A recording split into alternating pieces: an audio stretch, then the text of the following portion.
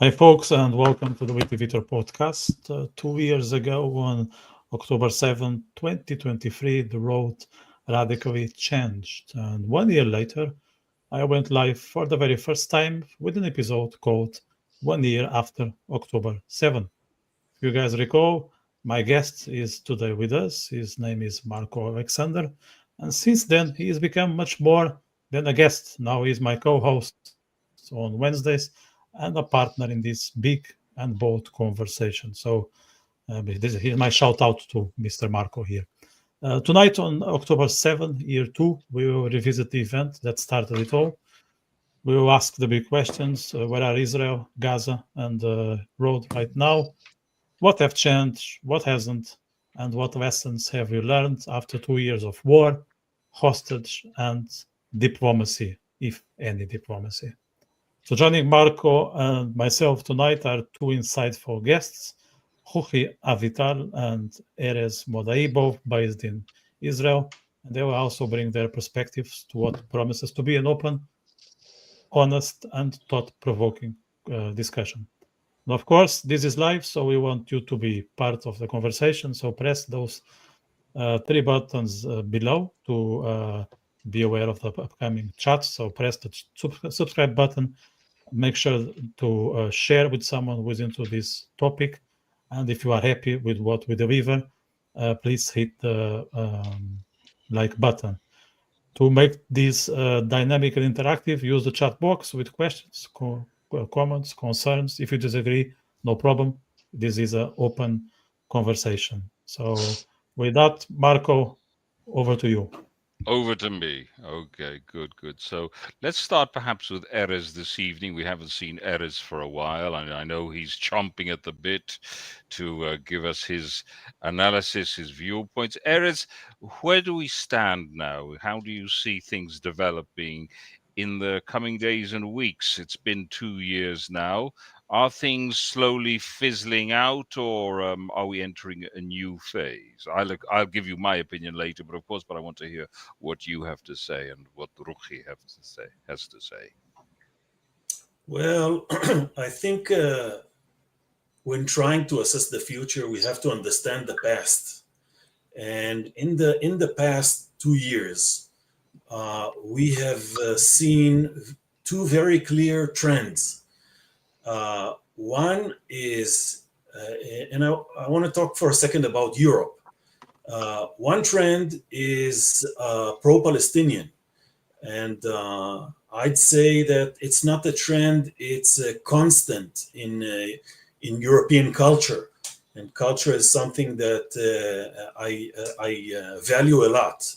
So the red-green coalition of the far left and the extremist Muslims have this influence this first trend, which is, I think, a fixture in the European and the Western culture in general.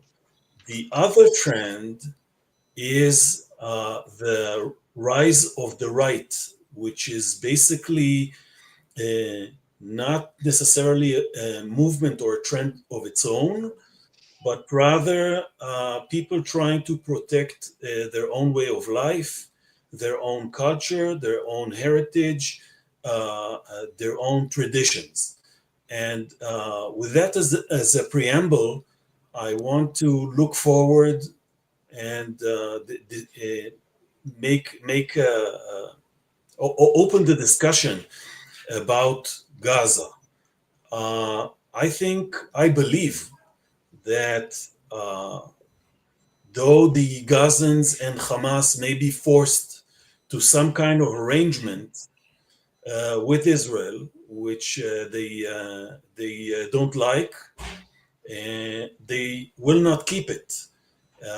I'm not very hopeful about all the hostages coming back tomorrow, like many of the Western leaders, because with the Hamas, like in Europe, it's a fixture in culture to go for the extreme to value life very low on the value scale, and the same goes for truth and promises and commitments. So I am not very hopeful with regard to the what seems to be imminent, the closure of this fantastic deal that will change the face of the Middle East. Mm-hmm. No, I certainly would agree with you on that. I don't see any change to the extent that President Trump is portraying it. But anyway, Could Ruchie, may I comment? yes, of May I course. comment? Go You ahead. said that, Erez, you said that the being pro-Palestinian is a kind of part of European culture, and I would take exception with that. I don't think the Europeans give two hoots about the Palestinians. I think they're just anti-Semites. They didn't care about Palestinians being killed in Syria or how they were oppressed in Lebanon or anything like that. They only care in quotations about the Palestinians because they're our enemy, and it's basically based on an ethos, a long held ethos of European anti-Semitism, which is indeed part of the culture, and it waxes and wanes, it gets stronger, and then sometimes it's pushed by the wayside a bit, but it's a very deep part of European culture. It has nothing to do with the Palestinians. If we were fighting unicorns, then they'd be pro unicorns and whatever, was on the other side. So it's not. That's just a comment to what you said. Absolutely. Mm-hmm. Take it away, Ruchie. Take it away. Let's. Yeah, I would like to say something. I don't want to say anything about, what's happening right now because none of us know. We're all kind of sitting, holding our breath, praying that the hostages will come home, praying we don't have to pay too high a price for that. We will be paying a high price, but I think it's important to get the hostages home. I think we all agree on that. I wanted to tell you about a conversation I had with a, let's say, a family member of ours who is very much further to the left, let's say, than me. I don't think they're they're left of center, let's say, or something like that, but very, very much in the part of the mood in Tel Aviv with, bring them home and all that. And we got together for a meal. I happen to like them very, very much. I think they like us too, and we get along very well as long as we don't discuss politics. But even when we discuss politics, we remain on good terms. So they came over on the holiday for the evening, and it was just when this whole thing was starting to be discussed. So we were all, like I'm saying, we're praying that I light candles every Friday night, and I light an extra 2 candles for the hostages that are left. And I said, I pray this is the last time I have to light these candles for the hostages. And then my relative said, yes, everyone hopes they come home. We're all praying they come home, except for those who don't want them to come home. I said, there isn't anybody who doesn't want them to come home. And he said, what are you talking about? What about Orit Struk? Orit Struk has said A, B, C, D, E, F, G. And after the holiday, he sent me a whole list because he knows I won't open up my WhatsApp on on the holiday. So after the holiday, he sent me a whole list of quotes, which I think are genuine quotes from Orit Struk, who said that the fate of Israel is more important than the fate of 20 hostages, and a few other things in that vein. And he was deeply shocked how anyone could say a thing like that. Now, I haven't spoken to him yet. I didn't answer him by WhatsApp because I didn't want to write this down because I thought it would be better to speak in person. And I didn't want to say anything right now because it's so much up in the air. But what I do want to say to him is, I wish everybody spoke like Orit Struk. If everybody spoke like Orit Struk, if everybody from the top to the bottom said, we all want the hostages home, but the future of Israel is more important than the hostages, they would be home already. I mean, we're in the Middle East, for God's sakes. Haven't you ever been to the shuk? Haven't you ever been to a bazaar? You don't go into a bazaar and say, this is all the money I have, take it. And if you want more, I'll give you more. At any price. I want that rug at any price. You don't never say that. Nobody ever says that. When you want to get a good deal, you have to pretend you're not interested. That's when you get the best deal. And they can tell. They know. Absolutely. No, The more you desperate you are, the yeah. higher price you pay. So what is this Absolutely. thing at any price, at any price? What a stupid thing. That's true. We've been saying this for the past 2 years. I mean, they have been playing by Hamas's playbook. And when you look at the Hamas publications and you look at Channel 12 and Ynet and all those things, they're the same headlines. And it's a terrible tragedy that they don't understand it. And my relative, he's a very clever guy, but this he doesn't get. This he doesn't get. This is And that's what I want to tell him. I wish everyone. Recently, I think it was Amit Segal, a journalist, who wrote that during the Yom Kippur War, when Israel had POWs held in Egypt and in Syria, it was not spoken about. It was not a subject that was spoken about in public. The government didn't talk about it, and they all came back. And they all came back eventually. Syria took a long time, but in Egypt they came back quite quickly, and it wasn't spoken about. Nobody would have dared spoken about it. And in America, people don't talk about it. They don't have, demonstrations. Everybody knows we want them back. You don't have to have demonstrations. Nobody's forgotten them, for God's sakes. And this has just been a terrible, terrible development.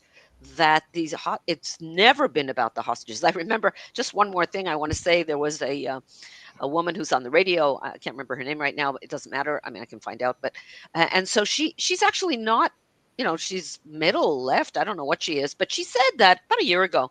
She said on the radio that she was at one of these demonstrations, and they were saying at any price, and so she said to a couple of them, okay, what if the price is 5 more years of Bibi? Would you agree to that? No. So what is at any price? As long as it's not them having to pay the price? Certainly. No. You raise a very important point, and it has undermined the war effort. This has to be said, and people have been using it for political ends, very low political ends. So I think we have to say that there is something that needs to be reconstituted within the Israeli psyche and social fabric. That's a very important point. Vitor? Yeah, I want to encourage the viewers to add their comments in the chat box, because so far they have been silent. So if they are in line with what we are saying, great. If they are not, no problem. We will take your comments without any issue. This is an open dialogue. Ruchie, you mentioned something very interesting, that it seems that Israel is adopting some European or Western weak manners, and I don't think that's positive, because sometimes it's sometimes it makes sense, but not in the situation you are facing, especially when you are in the Middle East. Like, you need to act accordingly to the person you are dealing with. That's just a matter of Trump survival. knows how to do it. Exactly. Trump knows that. So, Trump knows but that. it seems, but Trump is not a playbook for Europe, unfortunately. So yes, very true. The other thing they've been distorting here is the word genocide. Like these days, it's impossible to talk about anything without ending up discussing the genocide. So, and if you somehow subscribe some of the Israeli actions, you are seeing as a genocide supporter, you are seeing as a baby killer, I think the epitome How of would this you fight? idiocy. The epitome of this idiocy was the post on Instagram that Greta Thunberg put up after she left Israel, and she put up pictures of the so-called genocide in Gaza, and one of the pictures was of the Israeli hostage who's basically looks like he's come out of Auschwitz, starved. It's very it's very disrespectful for people to use the hostage as a comparison to. No, she actually posted. She posted a picture. I saw it. Yeah. Yes, she posted a picture. I think she's taken it down since she's changed it.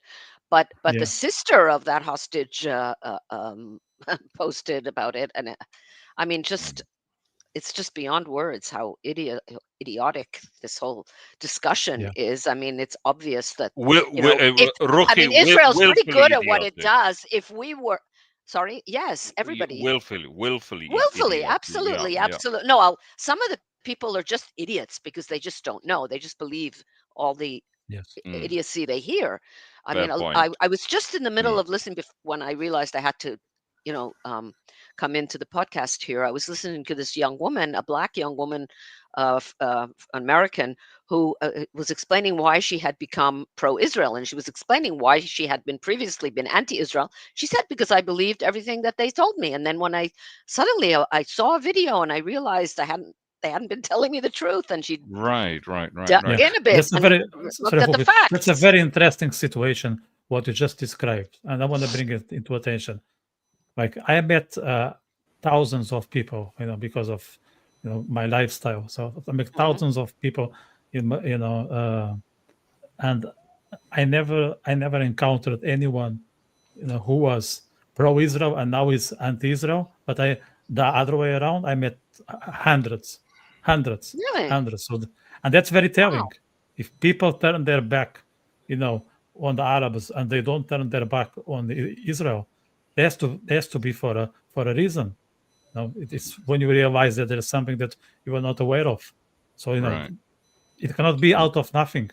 And it's not like it's Yeah. not one case or two cases. It's hundreds, maybe it's an exaggeration, but for sure dozens. So I think that fact, it's something that people should take in consideration when they analyze what's going on in the Middle East. That's exactly what I was talking about when I mentioned the right pushback to the left fixture, and I think it happens. It's also happening in Israel, and I want to look to the States for a minute. It's not that the ladies of The View have changed their minds. I didn't expect them to, but They have minds. They have minds. Sorry. Yeah. They are ridiculed in many places. You see more people criticizing the left. I call it broken clocks. Broken clocks in the sense that they always say the time is the same, and they may be right twice a day, but all the rest of the time they are wrong because they don't adjust to reality. They don't adjust to the events that unfold, and consequently there is a backlash. People listening to Charlie Kirk. People are pushing back on the American mainstream media. More people are voting to the right in Central and West Europe. For the first time in England, there's an anti-Muslim huge demonstration with some say 100,000 people. So, I heard 1 million. Yes, that's right. And so something seems to be waking up to truth, to facts, to morality. I hope it endures. I'm not sure because we are talking about countries that suffered 9/11 and terror acts in London and in Madrid and in Brussels and in Paris, and they didn't learn their lesson. So I will have to wait and see if the lessons were indeed learned. The jury's out. True, you're absolutely right to be cautious about as to whether the lesson has been learned. I see a lot of movement in Great Britain. In the UK, I see a lot of movement. There seems to be a lot of pushback. The position of Keir Starmer, notwithstanding the fact he has an enormous majority, seems to be very shaky. So there seems to be something serious happening in the United Kingdom. I wanted to speak about Italy for a minute because I wanted to connect to what you said before, Ruchie, because for many years I was an interpreter at Yad Vashem, where many teachers were hosted for the seminars. And there you can see how the left basically has brainwashed teachers, notwithstanding their Israeli experience, and I'm still on a number of lists, the force field is still up to reason, to logic. And we've seen in recent weeks how basically teachers in classes and the unions in Italy basically have imposed a narrative on the classrooms with very young and impressionable people. They've been getting them to go on strikes. National strikes were declared in Italy, in which very young children were participating. So this is a real cause for concern. Italy has not woken up, and there has been some really bad episodes of violence, certainly with this left Islamist axis. I'm not sure whether you've seen any of the footage. Some very serious things have been going on in the major cities in Italy. The question is whether it's a majority or not of Italians. That's another matter. The Italians Italians can very often be indifferent.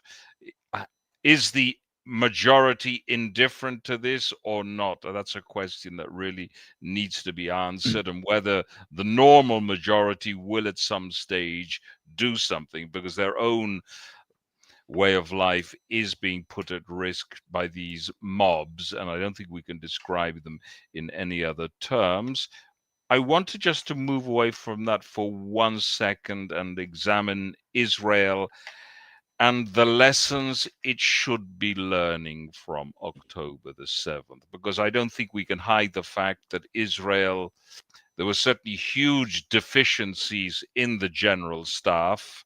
There was a total lack of preparedness, an issue with munitions, with doctrine, with code of ethics. What's your opinion on that?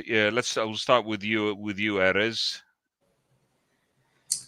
Well, unfortunately, I think the left in Israel, fueled by hundreds of millions of dollars and euros from foreign sources, have developed the very same fixtures of being anti-Israeli, being anti-state, anti-national, anti-tradition, in the sense that if someone is religious, he cannot, and I'm talking about the new head of the Shin Bet, of the Israeli security service, then he must be what they call messianic or deranged or unloyal, etc., etc. Meaning they push away and they suppress any information that contradicts their gut feeling, which was deliberately fueled and developed by foreign interests and huge foreign money that basically turned or denied the nationality, culture, and history factors of the Israeli people, the Jewish Israeli people. We're talking about basically a progressive agenda which was transposed onto globalist. Yeah, fair globalist enough. agenda, Globalist. Yeah. No, indeed. Anti-national. Well, the whole question of right and left is really something that we should look at, because none of us are Gen Zs or anything like that. We're all remember the 20th century quite well, and in the 20th century, right was automatically always associated with being anti-Semitic and fascist and so on and so forth, and left a little bit less so. But anti-Semitism is a shape-shifting virus. It doesn't necessarily belong to the right or the left. It's just always going to be there somewhere. And at the moment, it happens to be on the left more than it is on the right. So if you look, for without a example, shadow of a doubt. without a shadow of a doubt. Yeah. But there's this stigma, there's this stigma. So Viktor Orban is regularly dubbed by, Haaretz and Israeli media as a, right-wing hardliner, proto-fascist or something of that nature type of person, when he is absolutely the best friend that Israel has in Europe right now. And Hungary is the only country where Jews really, really feel safe now to walk in the streets. Yeah. Yeah. And he has an absolutely zero tolerance policy for any exhibitions of anti-Semitism, unlike everywhere else, including in the United States.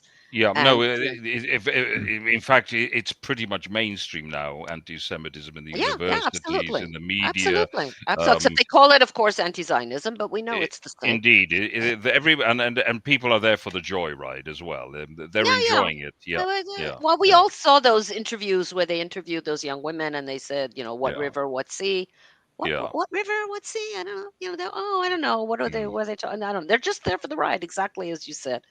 But the question of right and left. I remember when I can't recall the name right now, but there was a right-wing leader elected in Austria, and he was quite pro-Israel, or is. Yeah, I remember him. Yeah, But yeah. it's like you unheard of. You can't.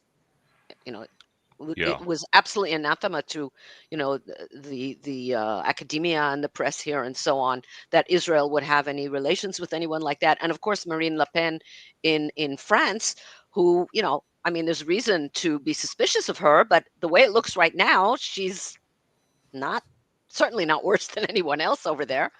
Right. And maybe much better for all we know. And, there's so much tolerance now for outright blatant anti-Semitism everywhere that it's really quite frightening. And I think Israel has to step in there also and do something. We can't just pretend that it doesn't have anything to do with us. It has a lot to do with us. And of course, there was a horrific terror attack on Yom Kippur in Manchester. I have a first cousin in Manchester, and as soon as I could, I called them, after the holiday was over in England. I called them, and they told me that was actually their synagogue until a few years ago. And my uncle, late uncle, and they had gone to that synagogue for many, many, many years. They knew the people who had been killed there, but they happened to have moved to another neighborhood, so they were attending another synagogue. But it could just as well have been them, just as easily as anybody else, and it's very frightening.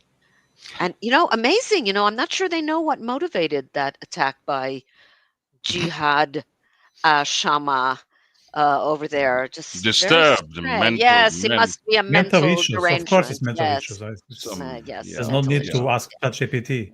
It's mental issues. We all know that. I was actually in London for the weekend, and I spent one of the days in Golders Green. I don't know if you are familiar with the neighborhood or not, but that's the Jewish heart of London. And I thought, based on what happened in Manchester a week ago, that some people would be a bit scared to be out and about, but that was not the case. It was flooded with with the Jewish community. They were preparing for Sukkot. There was, but nothing happened. Let's say I was not aware of the terror attack. I would never guess, because life was happening the same way that you guys do in Israel. Same, they were replicating here in the diaspora. So another shout out here for the London community, North London community. They were acting like they were not on the radar, and they know they are. They are. They're always on the radar, because that's an ultra-Orthodox community, so they're easily identifiable by their garb as Jews. And they are in New York and in America also. The Haredi, the ultra-Orthodox Jews, they are always the first ones to be attacked. They are the most attacked of all Jews because they are so obviously Jewish. It's very interesting because our enemies don't make any distinction at all between observant Jews, secular Jews, left-wing Jews, right-wing Jews, Haredi Jews, and in their Zionists. cartoons, Zionists, in their cartoons, when they want to show, in Iran and in other places, and in Gaza, when they want to show an Israeli soldier, they always draw him with a beard and side locks and a big skull cap, and they're clueless that those Jews, very few of them actually serve in the army. So it's almost, it would be, if it wasn't so sad, it would be funny, but it's crazy. No, It's crazy. and what underpins your point is the fact that it was the left-wing, peace-orientated kibbutzniks who were the first victims. And what did the terrorists shout out on their GoPro recordings? We've killed settlers. Indeed. Yes, and I just read an interview over the weekend with a woman from one of the kibbutzim there who was very, very left-wing, and she said, the moment I heard that, I realized I had been wrong about the settlers, and now she has moved completely in the other direction, and now she says, now I always thought that if we just left the territories in Judea and Samaria, which the left calls the West Bank, or the territories, if we just left the territories, there would be peace. And now I realize, if only we go the extra mile, as President Clinton once said. Isn't that right, Ruchie? Yes. If only we went the extra mile. Yeah, the extra mile is over the abyss. That's the problem. Let's encourage the viewers to participate in the conversation. I'm happy that people are watching, but I'm not that happy with their silence. So please use the chat box, challenges if that's the case. Acknowledge what we are saying. I don't care, but participate. It's not just the four of us talking. So use the chat box and also press the other three buttons there: share, subscribe, and like. Ruchie, you were saying something. No, I just it's crazy the situation. Well, Erez, you're a negotiator, aren't you? I am. So we've never known how to negotiate. Is that right? Israel. I think Israel is getting better in negotiations, but the left-wing protests and the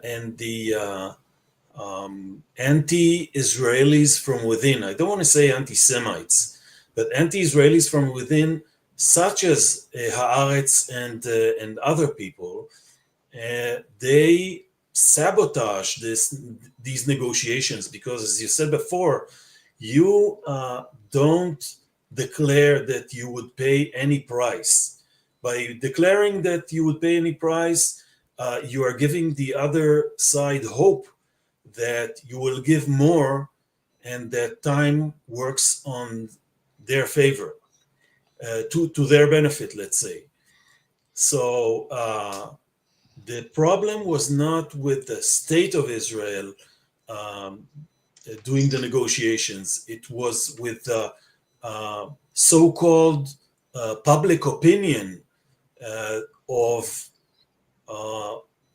in my opinion, not too many, that swept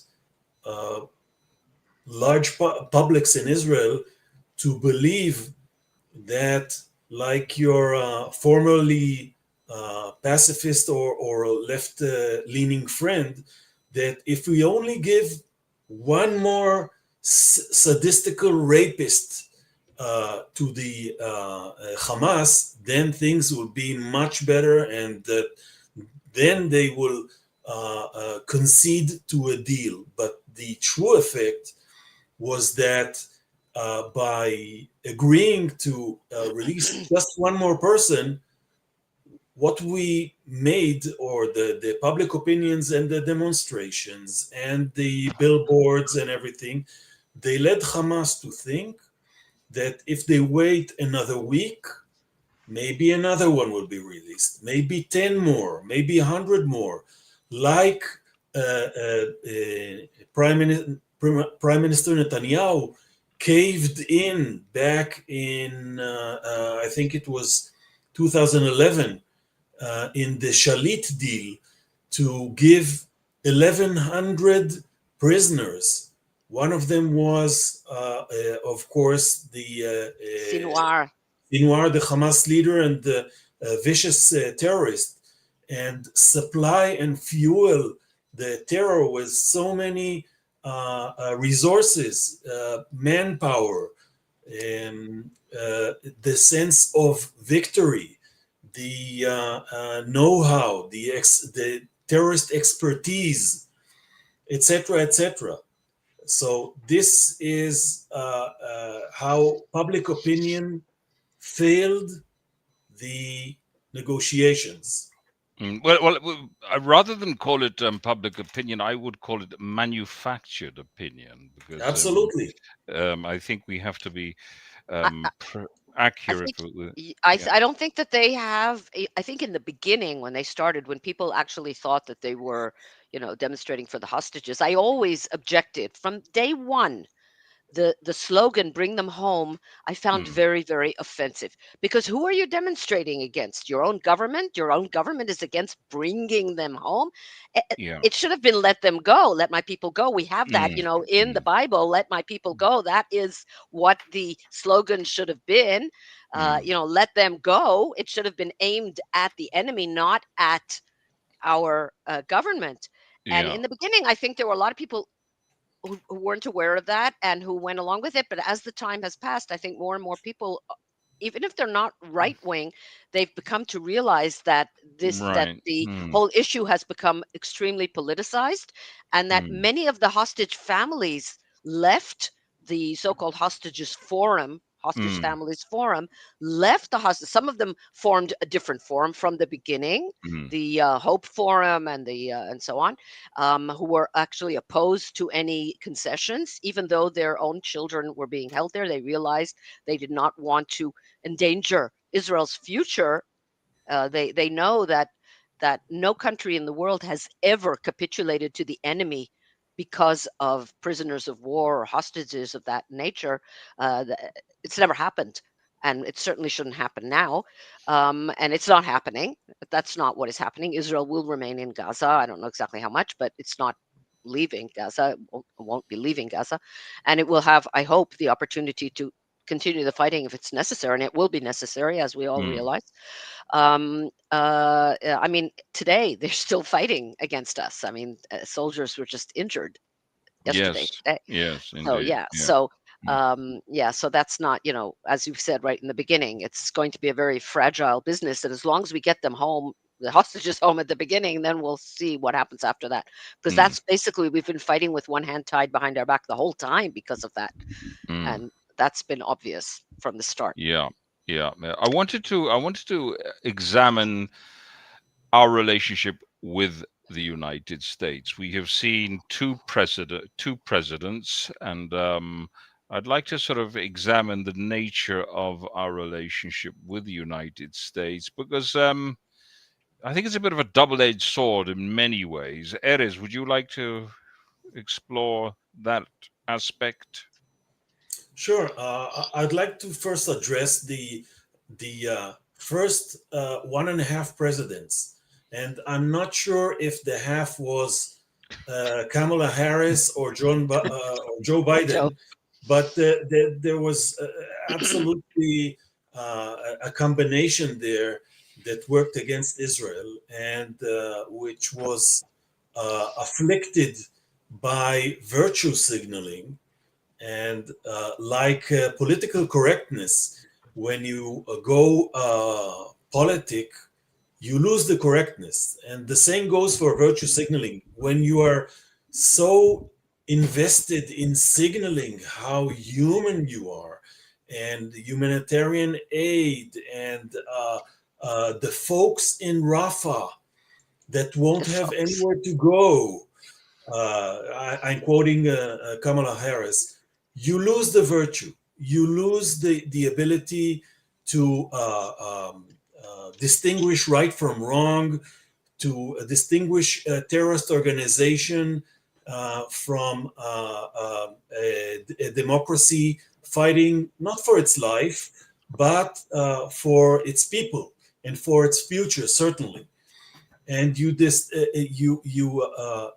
lose the ability to differentiate between right and wrong.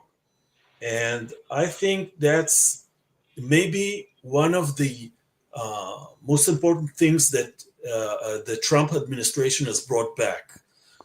And that is look facts in the eyes and decide what is actually good. Are undocumented criminals good because they are undocumented? Does that make them good? Mm. The fact that Hamas is hiding underneath its own people and using them as human shields, does that make those civilians less supportive of Hamas and extremist Islam? Mind you, Hamas was voted in by a huge majority democratically back in, I think it was 2006 or 2007. Mm. And I think that the Biden administration lost the ability to confront these facts. But I'm afraid that the Trump administration doesn't have a full understanding of the actual situation. So it's much better. The best that Israel ever had. And you can think about Reagan when Israel bombed the Iraqi nuclear plant back in the 80s. Still, the Trump administration doesn't understand the magnitude of the phenomenon that is called extremist Muslims. No, I agree with you. They're still trying to deal and do business with them. Yeah, you're perfectly right. You think it's Trump himself or it's the surroundings?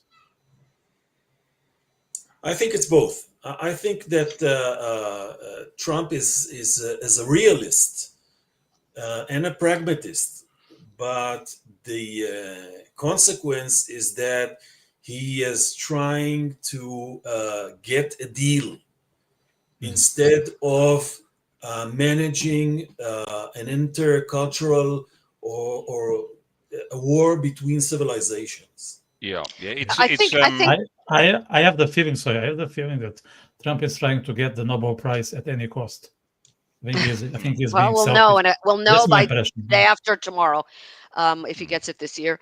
But I'd like to say something. I think Trump is afflicted with the same problem that many Western, even well-meaning Western people, a kind of cultural imperialism where they apply their own mindset to other peoples and other mirror cultures. imaging. Right, Mirror especially image, people who are not religious. And Trump, he may talk a good show, but he's not, a religious person. I'm not saying he's not a believer, but he's not a religious person. Let's say certainly not like Charlie Kirk or even J.D. Vance, who are both religious people. So a religious person, I think religious people have an easier time understanding the mindset of other religious people, even religious fanatics, even if they themselves are not fanatics, and they're not. But I think that if anyone who in the West who thinks that this is a territorial war, will never be able to understand what's actually going on here, unless you realize it's a religious war. But that's the point. And he's relating to Qatar as a business partner, but he doesn't understand that they are Muslim Brotherhood people. Yeah, exactly. And they are looking to have a caliphate, Muslim caliphate or Islamic caliphate all over the world. But they also maybe, I think that the attack in Doha was very, very effective, even if it didn't actually kill the Hamas leadership, unfortunately. it may have been, a good thing in the end, because they may be the ones who are agreeing now to this deal, because they got their pants scared off of them, and Qatar also has gotten its pants scared off of them, and I'm pretty sure Trump was in on it, and they probably know Trump was in on it, whatever they're saying notwithstanding, and I think that scared the living daylights out of them. So now they're pressuring. I mean, I read that Al Jazeera has changed its tune, and has, there was an editorial today saying that they think that Hamas should be disarmed. So that's Qatar. That's the royal family speaking. That's their mouthpiece. Yeah. Yes, I think what you say is very important, and I think also Erez, Trump is a man who functions on the basis of the deal. That is his mindset, getting the deal done, and other considerations tend to fall by the wayside. And these are not mere business transactions. These are finding a new balance of power, but these are very tricky affairs when you shake hands with people like Al-Julani, when you countenance also the real genocide of the minorities in Syria, which is happening now with not so much now with the Druze, but certainly with the Christians and the Alawites, when you're rubbing shoulders with the sponsor of these delinquents, which is the neo-Sultan, and of course the Qatari. So I think President, this is one of his shortcomings. He doesn't quite grasp the magnitude of certain things and the importance. I'm not sure he doesn't grasp it. I think Trump is a lot smarter than people give him credit. No, I'm not saying it's not smart. I think he knows exactly who these people are. Yeah. But I think he maybe overestimates his own ability to maneuver them. I mean, they may give in to him now in the short term, but I don't know what that's the impact is point. going to be of the long term. But that's the point. I don't think you can have a long-term relationship with these people, because ultimately, as soon as they can, they will switch back into jihadi mode. It's built into their culture. So, they believe that you're allowed to lie for the sake of Islam, and that you can make a truce until you are stronger. If you are in a weak position, you can make a truce until you are in a strong position. It doesn't have any meaning beyond that. It's indeed. Yeah. And in the meantime, they will still fund American universities and penetrate the system. And this is, I don't think he's quite grasped this. That's my opinion, anyway. On the good side, I think we have a wonderful generation of young Israelis. I think we have to take our hats off to our brave young men, the new generation. They have proven themselves to be much more worthy than the generation that preceded them. I think we have to... They call them Gen Z, and they didn't realize that the Z stands for Zionism. Exactly. I think they have shown their worth, their valor, and I think this is something which I've been supremely impressed by. Erez, any thoughts? Yes, I'd like to address the negotiation aspects. In negotiations, you basically trade things of value. It can be merchandise for money, or certain terms for land, or for status. Now, I think the problem with Trump is that he only considers the monetary or economic values. And like the people who are responsible for the Oslo Accords, he completely disregards the cultural and religious aspects of the other party, meaning Arabs in general, Arabs and Muslims, and particularly the extreme Islamists. And they trade a very different currency. They trade honor, they trade force, they trade brutality. It's not by mere coincidence that no Arab or Muslim country is democratic. It's because the fundamentals of their culture, which is basically, let's call it Islam plus, those fundamentals are be strong and suppress and use your force to get honor, to get land, and money is not so much of consequence. And the same goes for human life. That's why, for the appearance of defeating Israel, the Hamas was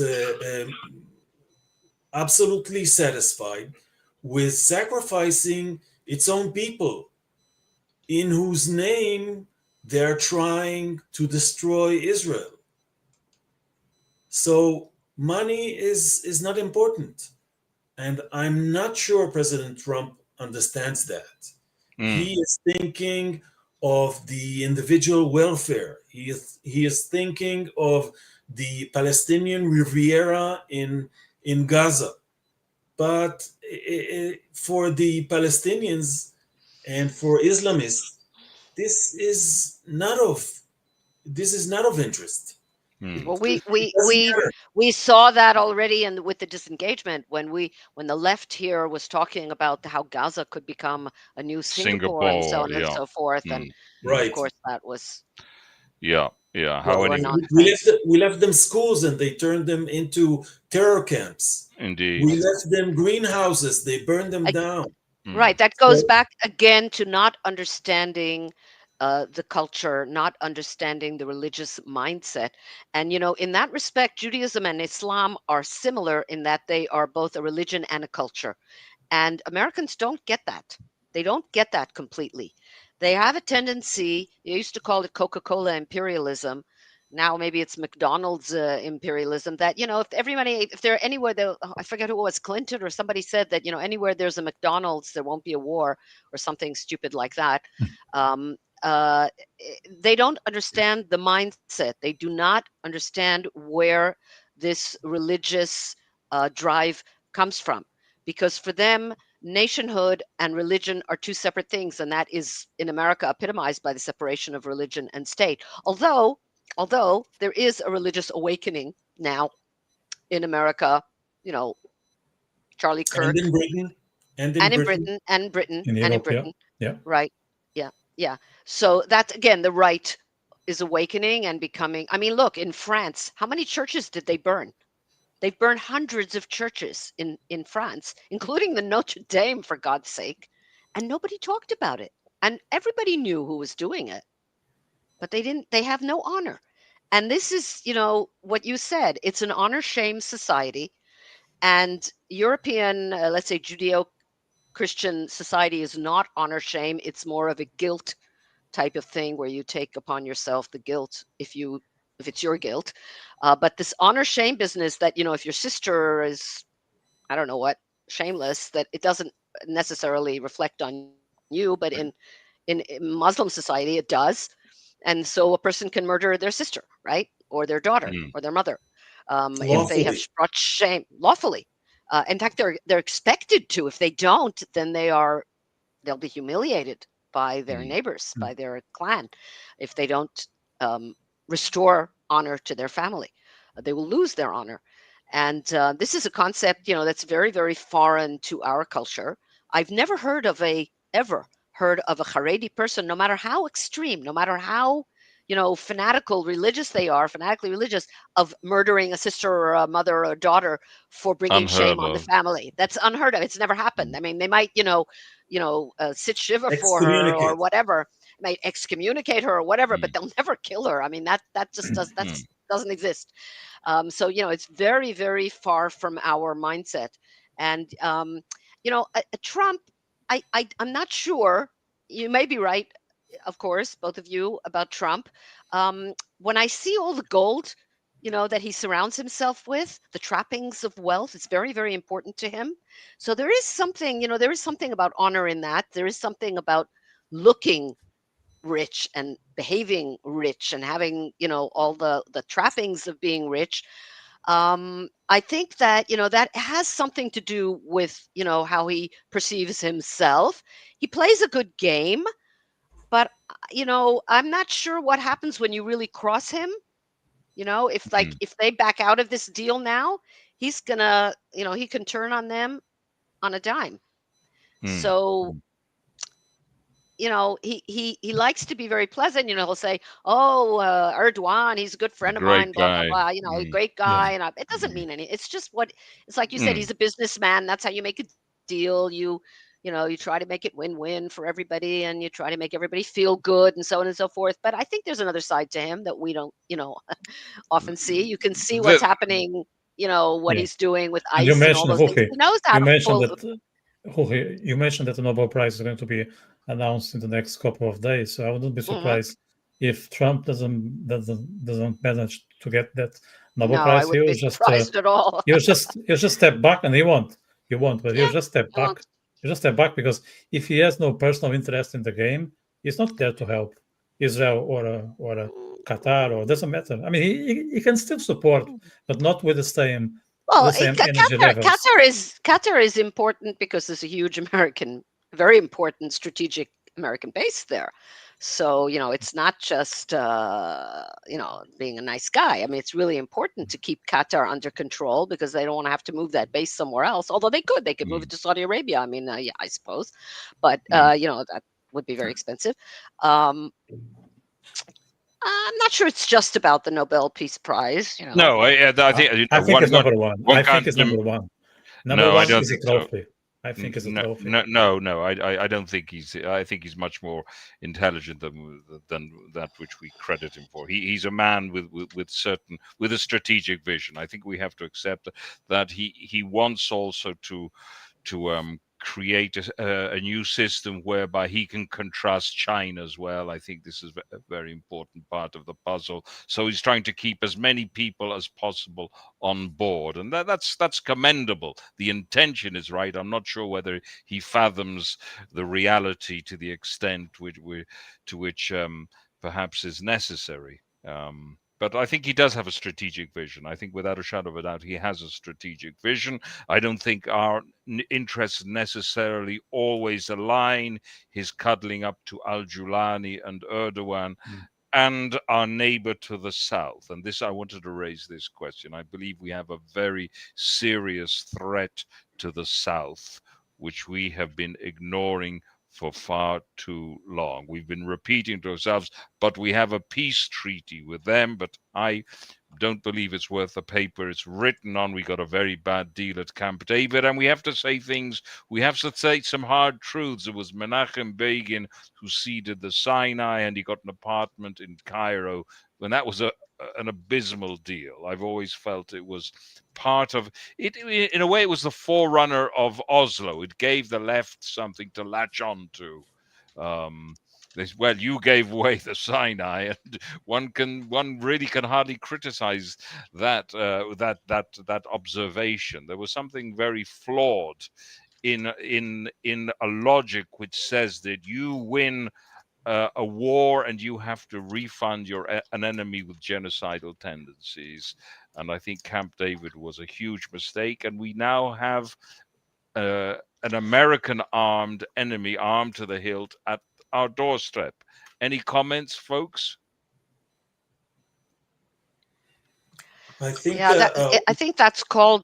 I think it's called the sunk cost fallacy or something like that, where you like Begin, for example, became invested in this peace deal, and then even though it got out of control, he became more and more and more invested in it.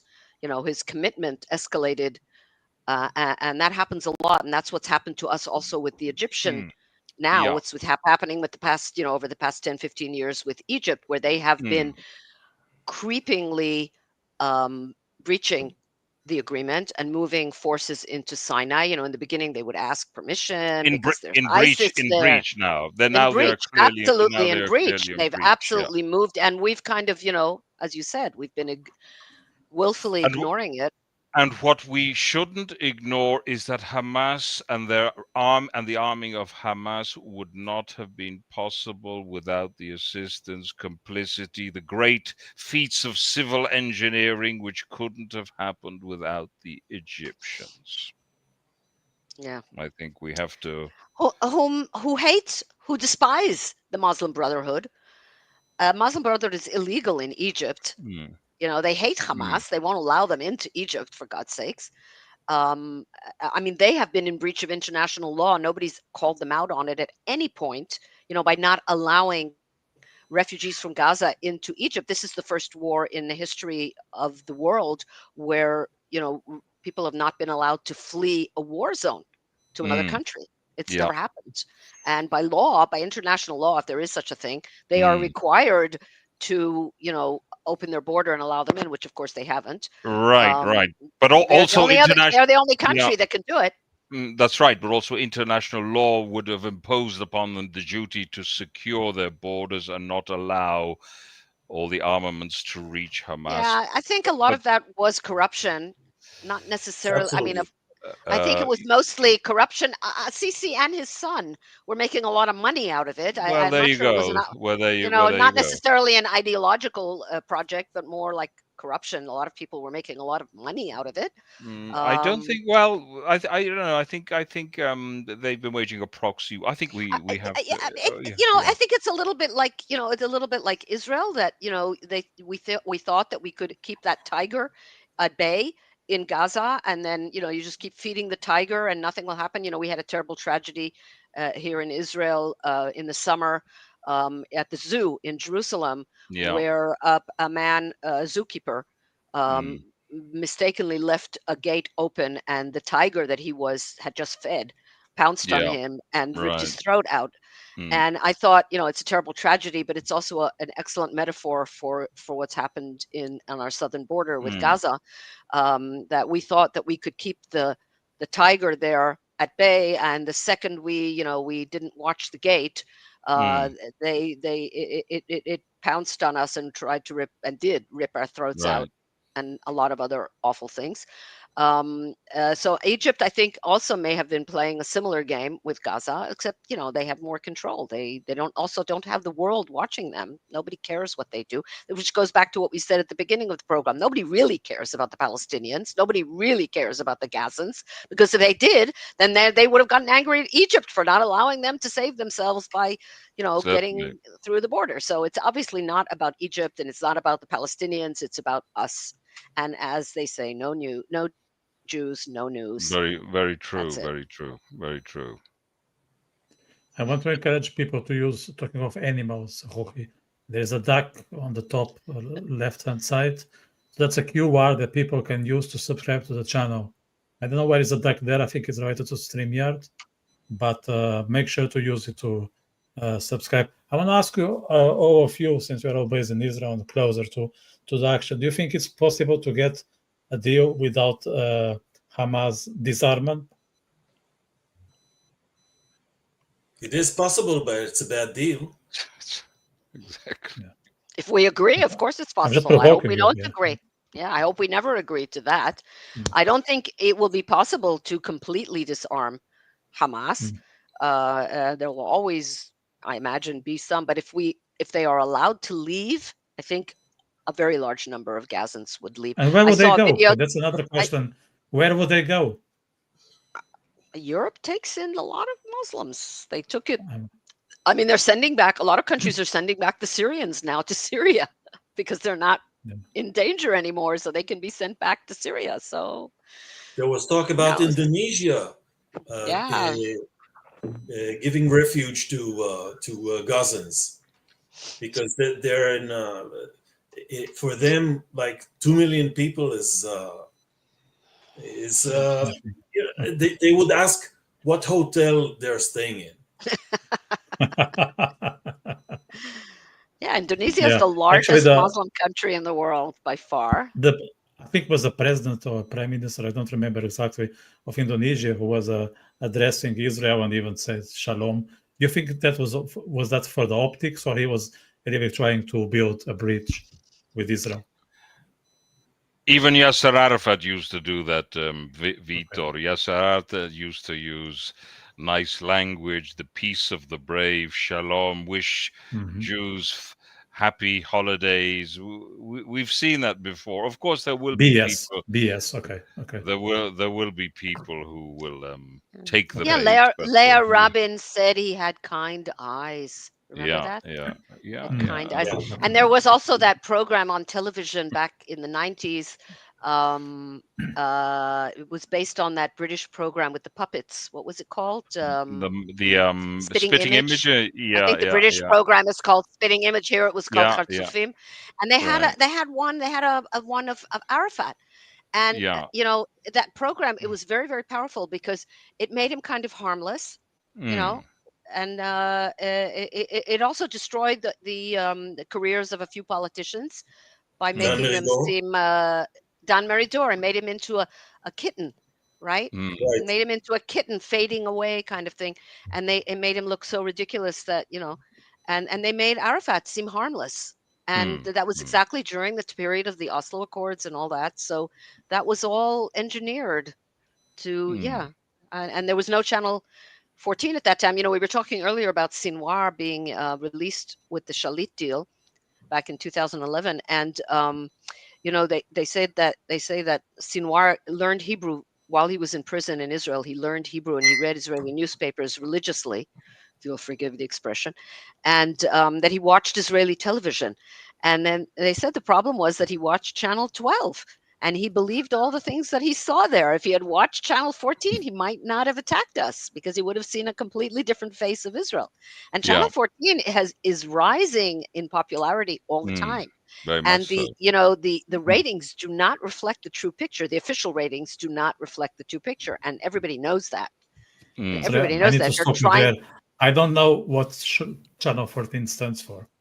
And maybe others that are watching don't know either. So elaborate. Yes. Well, Channel 14 in Israel is a newish television station. It was Channel 20 at some time, and then it became Channel 14. And it is a much more right-wing, national patriotic, and traditional Jewish channel. And it's a news channel. It's like Fox News. It has news going all day long. They don't have like any other, they don't have like reality or, you know, features or things like that. It's all news. And they have the most popular program by far is a program in the evening, every evening after the main news broadcast from about 9 o'clock till 10:30 every evening, except Friday night. They don't broadcast on Shabbat at all, by the way.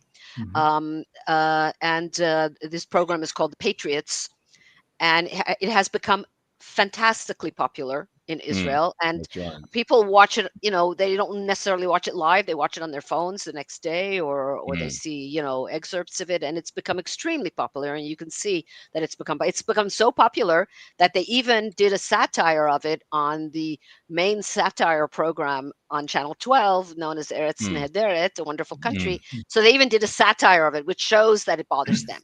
That shows indeed. But I think we should also mention your television endeavors on Tov. Tov, yeah. But there's another television station. There's another television station on Channel 15, which is called I-24 News, which broadcasts in Hebrew and in English and in French. It also has subtitles going on the Hebrew programs. The AI subtitles are not great, but they're not bad. Going on the Hebrew, and it's much more center leaning to the right than the mainstream. And they do broadcast on Friday night, so there is an alternative for people who don't want to watch, because there's a phenomenon that on Friday night, when they have the main news studio programs on the other channels, especially now Channel 12, Ulpan Shabbat or Ulpan Shishi, the Friday night program, it's like they know that the right-wing people who tend to be more traditional and Sabbath observant are either not going to be watching at all or not going to respond on Twitter and so forth. And there's like this, it gets like really nasty over the weekend. And then when you go in on Saturday night, you realize, whoa, they've been talking about this all for the past 24 hours and we had no idea, and nobody's responded to them. And, the whole Twitter sphere and all that stuff becomes filled with this, toxic atmosphere, anti-government and anti-BB and all that stuff. So, but the Channel 14 and 15 are giving a very good fight. And 14 has become, especially the Patriots program, has become extremely popular in Israel. And it used to be, I mean, if we go back, let's say to, the Oslo years, there was nowhere that you could actually Nowhere to express your go. opposition. There was nowhere where you could hear anyone. They would have these, studio programs where they would have left, extreme left, even more extreme left, even more extreme left, and then one person from the center, and they don't allow them to speak. Whom they'd set up. Whom they'd set up, and then they wouldn't let them. They wouldn't let them get anything out. That's right. Full sentence. Just they do that now too. Yeah. No. So in this context, I want to share my new venture. I'm now collaborating with the Times of Israel. Are you guys able to see here? So I want to advertise to the viewers. I've started collaborating yesterday with my article on October 7, my own experience in the diaspora. So this is published there. So if people get to the blogs section and type my name, they're able to see my first article. I hope there are more on the way. I expect to collaborate, say, on a weekly basis. So here is something for people to be aware of. They can click the follow button, and hopefully they will enjoy my article. So just want to take the time to advertise. If they don't have the nerves to read it, they can get to this YouTube channel, because yesterday I read it in my writer's workshop, and they can fast forward to the end of it. I think it was around minute 75, if I'm not mistaken. So if they get to yesterday's episode, we start in the live series. They can watch me reading my article. So here's some advertisement. I think the media. I think the media element is very important. If we contrast it with basically the banning of Arutz Sheva during the period of the expulsion of the Jews from Gush Katif, the landscape has changed significantly with regard to the media. And there we see the obviously the nature of the judiciary here, which banned a right-wing or traditional channel in the period of the expulsion of the Jews from Gush Katif. That tragic moment, which of course brought us to where we are today. Yeah, I am firmly convinced that the assassination of Yitzhak Rabin was in a large part due to that feeling that that the right did not have a voice, that the right had no way of expressing everything. Every time they opened their mouth, they were called enemies of peace and propellers and all kinds of other names. And that sense of helplessness, I think that contributed to that horrible and lamentable assassination. And I think that the fact that there are competing media channels now is a very, very important thing, that if, God forbid, if we didn't have them now, there would be a civil war in this country. But, we can ridicule them. Ridicule and mockery is a very, very strong weapon against the left. And it's something that's very hard to fight. And that's what they do on the Patriots. They laugh a lot. They make fun a lot. They criticize very, very incisively a lot of the tweets going on during the day and things they say on television, and the politicians. And they have and there is a nightly, every single night almost, there is a special right at the end of the program. People wait for it. It's called Lapid. Yair Lapid and the opposite. Lapid and his opposite. And they always show something Lapid said, and when he said exact opposite. And this has been going on for like 3 years. 3 years, every night. There's something. They're never at a loss Okay, he's That's very always good. said something and said the opposite, even Yeah. sometimes in the same talk, in the Yeah. same recording. So Right. that is extremely powerful for fighting, a politician. That's something that you can't fight back against, because you don't want to show you don't have a sense of humor, and I think it's very powerful, that kind of thing. So that's a very good thing. But Yeah. it's not that the left wants to continue to allow it. Lapid tried to get Channel 14 closed when he And was prime minister, Israel and and Israel, when it was more pro Bibi. When it was more pro Bibi, when Edelstein's husband was still alive, he was very pro Bibi, and the paper was mine. It's not so pro Bibi anymore, not at all. And when they tried to close Israel Yom, and they tried to close Channel 14, and we'll try again. And Yair Golan has said it outright. He's going to close the social media. He said it. Yeah. And Radio 7, the right wing Arutz 7, of the settler, was shut down in the very same circumstances that the Voice of Peace wasn't. They were that was their broadcasting from inspiration. outside territorial waters. That was their inspiration. Right. Inspiration for Arutz 7 was that ship. What was his name? Abi Natan. Abi Natan. Abi Natan was this peacenik who didn't have a broadcast license, and was quite difficult to get a broadcast license at that time, and I think it still is. And so he had this boat just outside Israel's territorial waters, and he broadcast from there into Israel. So Arutz Sheva did the exact same thing, and they shut it down. They arrested the leaders of the station. They arrested them. Now they have a website.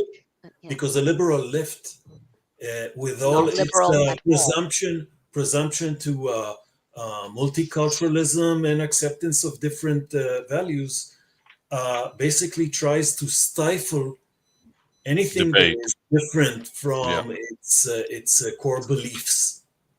You know what an oxymoron is? Liberal left. Liberal left is an oxymoron. By definition, left cannot be liberal. Please. I tend to think that when saying oxymoron, the oxy may be not required.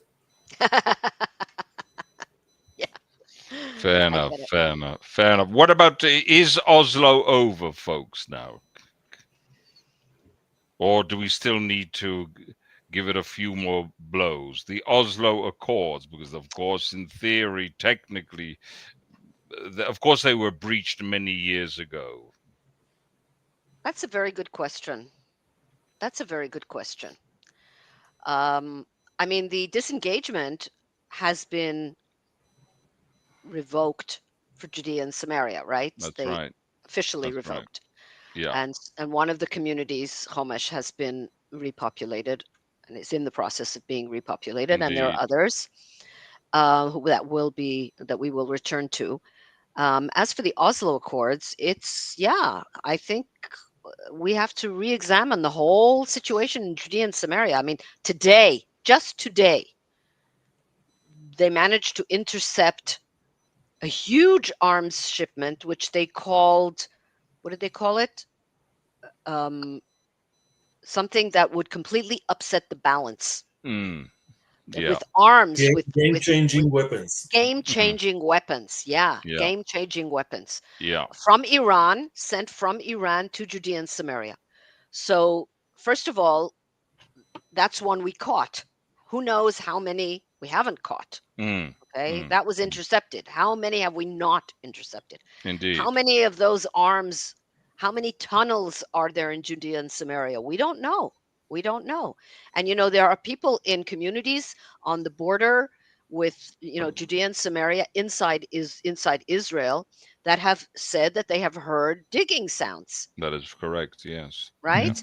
Yeah. And in the north, when people said they heard digging sounds, oh, they're crazy, they're imagining it, and so on and so forth. No, they were not imagining it. And they are not imagining it either. And I think we have to reassess the whole situation, ABC, the division of the territories in Judea and Samaria into territories A, B, and C, where A would be under complete Palestinian control and C would be under complete Israeli control, both civil and security, and B would be under Palestinian civil control but Israeli security control. The Palestinians have completely, blurred those lines already. They've started taking over a lot of the territory in C, which is they're not supposed to according to the Oslo Accord. So as you said, they've been breached thousands of times already. So yeah, we probably should, come up with something new. Come up with something new there. Yes. It has to do with the issue of incitement, because the West believes that because of extremist incitement, the Palestinians have not accepted Israel. First of all, the ideological ship is a very heavy one. Trying to change its course is almost impossible, especially when the ship doesn't want to change course. But Palestinianism wasn't conceived. We have to understand that. I mean, if we have to. The penny should have dropped a long time ago. Palestinianism's sole function is the elimination of the Jewish presence. There's no mystery about that. Even to talk about a ship at this point, that's its whole function. It's not a ship; it's a torpedo. Mm-hmm. Right. Sorry if I interrupted your flow. So. No, it was important, an important comment. The second thing is that I am not complacent with the possibility that Israel would be pressured to a Oslo-like arrangement, again, by the West, by the UN, by the promises of peace with the Arab countries, Abraham Accords, etc. Which let's consider Saudi Arabia for a minute. Saudi Arabia is it's presented as the moderate Arab countries model, let's say. And let's pretend that we accept that. Tomorrow, if the Muslim Brotherhood manages to kill the royal family and take over Saudi Arabia, which is not that far-fetched, then Hamas would have F-15s. So we have to be very, very careful and very shrewd not to be pressured into short-sighted arrangements. Which we haven't proven to be for a long time. I think it's very, very important. As we said already, you're a negotiator. So the Abraham Accords, the Emirates and the other countries that have entered into the Abraham Accords didn't do it to benefit Israel. They did it to benefit themselves. Of course. They are getting a lot out of it. They want Israeli technology. They want Israeli know-how. I mean, Spain just announced that it's imposing an arms embargo on Israel. But what about if Israel imposes an arms embargo on Spain? What is going to protect the president of Spain's plane, if not Israeli technology, right? All the planes, the European presidential jets are protected by Israeli technology, so take it easy. I would like to mention that like the UAE entered the Abraham Accords for its own benefit, so did Turkey warm up the relations with Israel in the beginning of the century. And we see where Turkey is today. We should acknowledge the threat of change of government in those moderate countries, and the let's call it development of Islamist tendencies which they are brutally suppressing these days. But like Morsi in Egypt managed to get to power and to be the president of Egypt, he was an extreme Muslim. The same could happen in Kuwait and in the in UAE and Oman, like it happened in Syria. Well, Syria is a different country. It's not really a country. Let's start with that. It's not, it's like Which Arab country is? No, Qatar in the sense that, of course, Qatar is just a clan, but Exactly. all the Emirates and Qatar, they are all one clan. Each country is one clan. Actually, the Emirates is 13 clans. Is it? That's, No, but that's why they are united. each emir Right. is in charge of one clan. Right. That's what I meant. I mean, they're like a confederation of clans. Right. Right. So yeah. So that's what I mean. It's not like Syria or like in Africa where you have these countries where they drew lines, arbitrarily and cut through tribes and joined together tribes that despise each other, like the Houthis and the Tutsis and so on and so forth, and caused a lot of bloodshed down the line. And Syria also, there's Alawites and there's this and there's that, and we've heard also in Judea and Samaria that there are clans in the Hebron area that want to withdraw from the Palestinian Authority and have, like, an emirate, like to have their own little canton, where they will be in direct relations with Israel and have an Abraham's Accord with Israel. So that is another option for Judea and Samaria, to break up the Palestinian Authority and break it up into, clans where each, tribal head, chieftain, or whatever we call them, will be in charge of a certain area, which they are in charge of anyway, and that's how that society works anyway. Yeah. So you have Jenin and you have Nablus and you have Hebron, and they have their own clans in those areas, and they can, cooperate with each other. And then, Israel will be in charge of the whole security. And that way, then we might be able to regain some kind of semblance of security control over Judea and Samaria. I'm pretty sure that will be met with an iron fist from the Palestinian Authority, excuse me, and huge opposition from all over the world. And mind you, what we think of, actually what the West thinks of as moderate Palestinians, the PA, first of all, are not at all moderate. They have the same objectives that Hamas had. But on top of this, Hamas enjoys about an 80% support in the West Bank. What would prevent them from taking over the West Bank, like 4 miles from Ben Gurion Airport? Well, what would prevent them from taking it over is the fact that we are there. Just like in Gaza, until the disengagement, Hamas didn't take over because we were there and we had our finger on the pulse. Because we did that stupid and evil disengagement and we got out, very soon afterward, there were these elections, right, where Hamas won. Elections in those countries, in those places, is one man, one vote, one time. That's it. They don't hold any more elections. That's it. Mahmoud Abbas was elected 20 years ago for a 4-year term. He's in the 20th year of his 4-year term, right? Why? Because they know Hamas is going to be elected. If they held elections, Hamas will win. There's no question about it.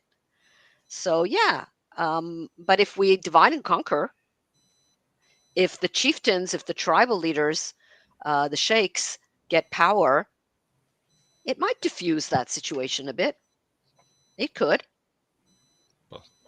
It's been floated by Mordechai Kedar, hasn't it? Yeah. It's been floated by Mordechai Kedar and also by what's his name, who was the mayor of Jerusalem, Nir Barkat. Nir Barkat said he was approached by a number of sheikhs with that from the Hebron area with that option in mind. And I don't think we should dismiss any possibility right now. We've changed the situation in Lebanon. We don't know what's going to happen there. I mean, I saw a Christian leader a couple days ago who said that in Lebanon, who said he wants Trump to do the same thing in Lebanon that he's doing in Gaza, to give them a deadline for Hezbollah to disarm. And then, and then they can have Abraham Accords with Israel. It's like, whoa, that's mind blowing. And Syria, of course, fell apart completely as soon as Hezbollah was defeated. And Jordan only exists thanks to Israel. I mean, obviously, as somebody once said, it's between Iraq and a hard place, right? Literally. And, Iran, the situation, we've done it on all these 7 fronts.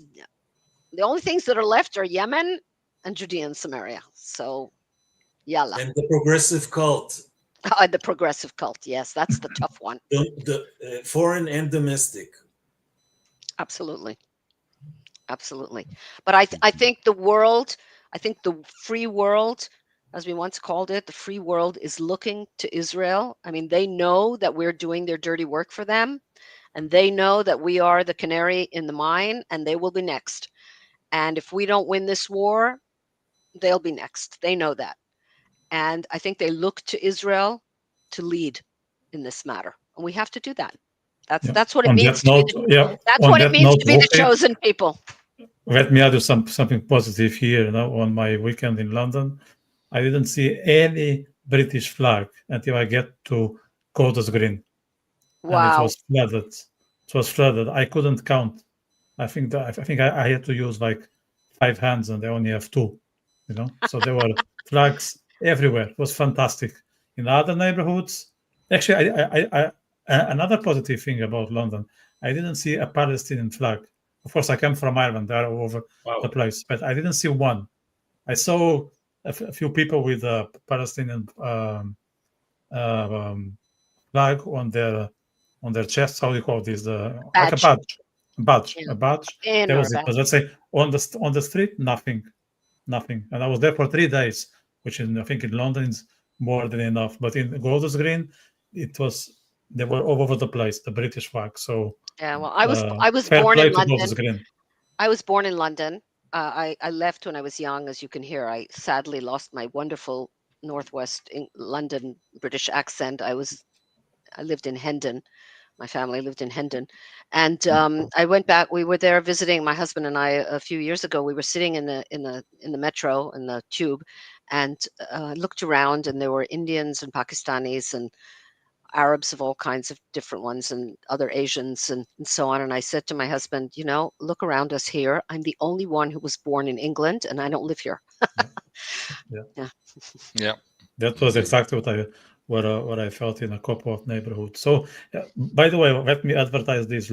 Friday lunchtime, I will do a solo live on my London impressions. So if people want to tune in before Shabbat, I expect to be 2 p.m. Israel time, 12 for those who are in London or in Ireland. I will do a solo on my impressions in London in terms of demographics, let's call it like that, and other things, also some travel tips, but I will focus on my perception of people, and I will just say that for now. So people tune in, subscribe, that you'll be notified with the exact time. I expect to be lunchtime, so make sure to be around, and I will share my first-hand experiences. I was Golders Green, Hammersmith, and London City. It was just a weekend, but I think it was enough to draw some interesting conclusions. So I will be happy to see the viewers on Friday lunchtime. Any closing words from your end, guys? Erez, Ruchie? I think that we should all be thinking, not the 4 of us, not the people watching the podcast. The whole West and the whole world should be thinking, not feeling. Okay? Our feelings are engineered, are manufactured. We are brainwashed. We need to stick to facts. As Ben Shapiro likes to say, The facts don't care about your feelings. Exactly. Exactly. And I think we all need to be right now praying, praying very hard that the hostages will be released within the next 48 hours, and they will finally, maybe Israel will be able, at least for a short while, to rest a bit and find a little bit of peace, and then get back to fighting in Gaza and destroying Hamas, I hope, as soon as possible. Indeed. Yeah. I think those are great messages to close this discussion. Another one is, for those who are in Israel, watch Channel 14. Very important. Watch Channel 14. And next time I'm in Israel, I will spend my evenings watching Channel 14. You said it's Hebrew and You can English. watch it. You can watch it on the internet. Channel 15 is also a news station. They have the subtitles. Channel 14 unfortunately doesn't have subtitles. And you know what? I'm going to suggest it to them. They should put. It's not expensive. They can put in AI subtitles on their. Why don't they? Or do they can that? hire you.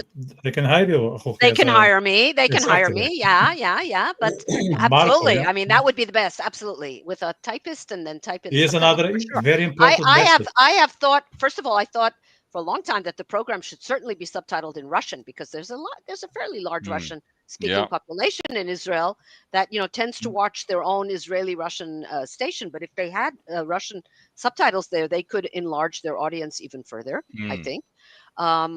Especially for the older generation that maybe don't speak Hebrew that well, although there aren't that many of them anymore. In English, I definitely think they should have running subtitles certainly on that program. I'm definitely going to call a few people and see if that can get that moving. If not, then you'll have to come over to my house and I'll translate for you. I'm more than happy. Everything going well. I'll be there first quarter in 2026, and I know my books are with you, so I really need to go there. My husband sends regards. They are not that valuable. She's been going house to house selling them. No, they're holding up my sukkah. They're holding up my one sukkah. shekel each. Yeah, 1 shekel each, maybe. Yeah. Yeah. So with that positive message, I'm going to put this to an end. Another thing for the viewers, press those 3 buttons below: subscribe, share, like. Myself and Mark will be here next Wednesday, and I'll be back on Friday for this London first-hand impressions. I think it'll be interesting for those who are very concerned with what I called demographic disaster in Europe. And with that, tomorrow we have a podcast on posting the link, guys. You'll be posting the link. Yes, and check Times of Israel, by the way. Okay. Another important one. And Marco soon will start an Italian channel. Marco, you can also advertise that. Coming soon. So a lot in the pipeline. A lot in the pipeline. Thanks very much, and we'll talk soon. Thank you for having me.